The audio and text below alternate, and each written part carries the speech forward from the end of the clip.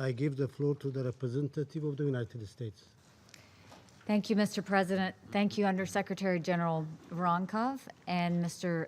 Sharia and Umar as well for your briefings. Around the world, all of us are confronting new and dangerous terrorist threats. We see terrorists using trucks to mow down innocent civilians in city centers, improvised home-brewed explosive devices left on trains, airplanes brought down by bombs smuggled on board. More than 17 years after the 9/11 attacks, terrorists continue to adapt their tactics and launch barbaric attacks to try and disrupt our modern way of life. The United States is leading the fight against terrorism in all of its forms. We lead a coalition of states that is successfully liberating territory from ISIS. ISIS is on the run. It is only a matter of time before ISIS loses what is left of the territory they control.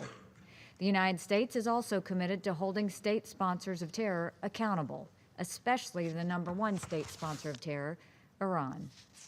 But even as we and our partners step up efforts to defeat terror, the UN has remained mostly on the sidelines. But it doesn't have to be that way. The UN has a strong foundation to be an effective counterterrorism partner, and that foundation is the Global Counterterrorism Strategy. It is imperative, however, that we ensure balanced implementation of the strategy across all 4 of its pillars, including the integration of the prevention of violent extremism into pillars 1 and 4. This Security Council has also passed important resolutions obligating all member states to criminalize acts of terror, stop the proliferation of weapons of mass destruction, and end the flows of foreign terrorist fighters. Yet these resolutions will only be words on paper if member states do not step up and implement them. That is where the UN can do much more. The UN can help member states strengthen their defenses and follow through on the tough demands this Council made. That is especially true for member states that may not have the resources or the expertise to address all of their vulnerabilities. And when states have not shown the political will to follow through, all of us must work together to press them to do so. As for the UN's own counterterrorism architecture, the United States wants to see an active, strengthened, and updated counterterrorism executive directorate. We want to see a strong CTED that will help member states understand the gaps in their counterterrorism efforts and analyze how terrorist threats are changing. The United States will lead the effort to update the CTED mandate later this year to make the organization more relevant to today's threats. We also fully support the Secretary General's effort to reform the way the UN addresses counterterrorism.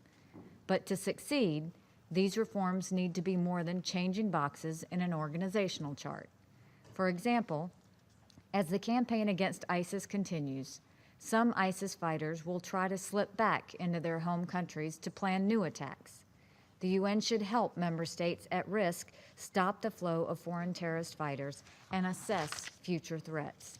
The UN should also help member states keep their citizens from becoming radicalized in the first place. The UN has a lot of tools available for governments to draw upon. There are experts in governance, development, communications, security, and of course, counterterrorism. The UN needs to bring all of these components together when governments need help fighting the spread of terrorist ideologies and preventing violent extremism from taking hold. And we call on the entire UN system to support innovative, on-the-ground efforts to prevent violent extremists and their supporters from inspiring, radicalizing, financing, or recruiting individuals to commit acts of violence. The UN Office of Counterterrorism and CTED need to lead in making sure everyone at the UN works together in this fight. To expand its impact, the UN can't work alone. The UN needs to get out of New York and engage the different players in the field. It can gain from their expertise. As the UN strengthens its counterterrorism efforts, respect for human rights is vital. Counterterrorism should never be an excuse for ignoring human rights. The fact is, when governments abuse human rights in the name of counterterrorism, the tactics backfire. Abusing human rights actually increases local support for terrorism. Promoting respect for human rights and the rule of law must be a fundamental part of the UN's work with member states around the world. Counterterrorism is a major test of the UN's relevance to the threats we face today. The United States will continue to take action against terrorism, but the UN can and must do more to help. We look to the UN to respond to global threats. Fighting terror is at the top of the list. So we urge the UN to step up and help member states strengthen their efforts against this shared threat. Thank you.